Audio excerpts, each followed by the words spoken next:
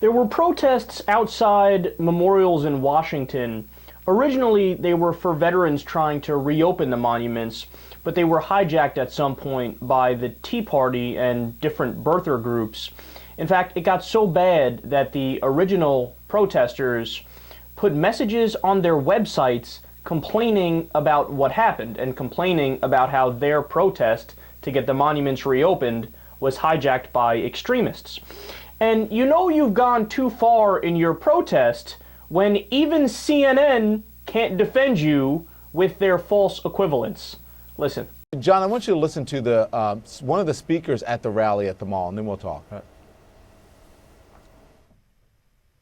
I call upon all of you to wage a second American nonviolent revolution, to use civil disobedience, and to demand that this president leave town, to get out, to put the Quran down, to get up off his knees, and to figuratively come up with his hands out, up. To put the Quran down. Oh boy, a lot of anger towards the president. Who were some of these speakers? Well, Don, this is part of the problem within the Republican Party. That's Larry Klayman from a conservative group called Judicial Watch. Larry Klayman, look, the president's a Christian. We could go through this if we want. We don't have to. But this is part of the problem. There are Republicans here who have serious policy disagreements with the president. They would like the president to agree to lower spending levels. They would like the president to negotiate on tax reform. They would like the president to negotiate on Social Security and Medicare. Now, whether you agree or disagree with those goals, those are legitimate policy goals of the Republican Party. They have every right to try to negotiate with the president, and they'll either win or lose in the negotiations. But then you have that, what you just showed.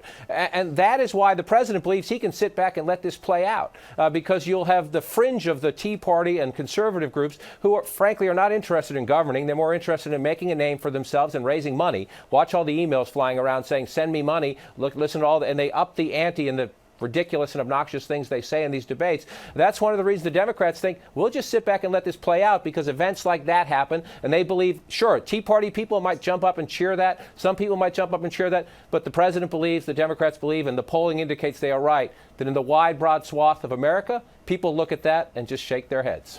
When you lose Don Lemon and John King, you've gone way off the reservation.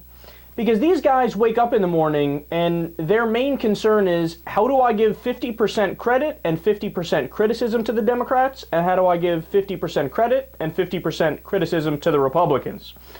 But they looked at this protest and they were like, yeah, I can't defend that in any way. The Quran. We're not past this. The whole Obama is Muslim thing.